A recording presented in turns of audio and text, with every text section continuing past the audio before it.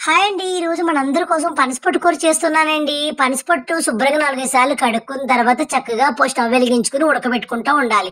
అది ఉడుకుతూ ఉండగా మనం మళ్ళీ పక్కన స్టవ్ వెలిగించుకొని బాణలి పెట్టుకొని అందులో సరిపడిన ఆయిల్ వేసుకొని వేరుశనగుళ్ళు, జీడిపప్పు కూడా సెపరేట్‌గా వేయించుకొని పక్కన పెట్టుకోవాలి. అదే ఆయిల్‌లో శనగపప్పు, ఆవాలు, అల్లం ముక్కలు, ఎండుమిర్చి ముక్కలు, పచ్చిమిరపకాయ ముక్కలు, కరివేపాకు ఇయన్నీ చక్కగా మనం వేయించుకుంటా ఉండాలి.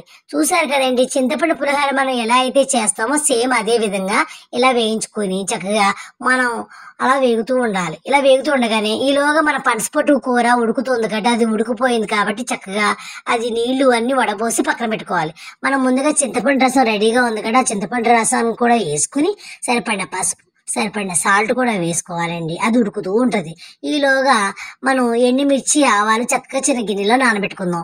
మనం వేరుశనగ గుళ్ళు, జీడిపప్పులు చక్కగా వేయించుకున్నాం కదా! అవి కూడా వేసుకొని, సరిపడిన ఇంగువ కూడా వేసుకొని, మనం ముందుగా వడబోసుకున్న పనసపొట్టు కూరను కూడా అందులో వేసి బాగా కలపాలి. చూసారు కదండీ! మన చింతపండు పులిహోరలాగా ఎలా కలుపుతో ఆ కలపాలి. కలిపి స్టవ్ కట్టేయాలి. ఇప్పుడు మనం ఏదైతే ఎండుమిర్చి, ఆవాలు వేసామో ఆ పేస్ట్ బాగా చేసుకొని, మనము ఆ చల్లారిన దాంట్లో ఈ పేస్ట్ అంతా కలపాలి. ఇలా కలిపితే రెడీ అయింది పనసపొట్టు కూర. మరి మీకు నచ్చిందా? నచ్చితే లైక్ చేయండి, సబ్స్క్రైబ్ చేయండి, షేర్ చేయండి.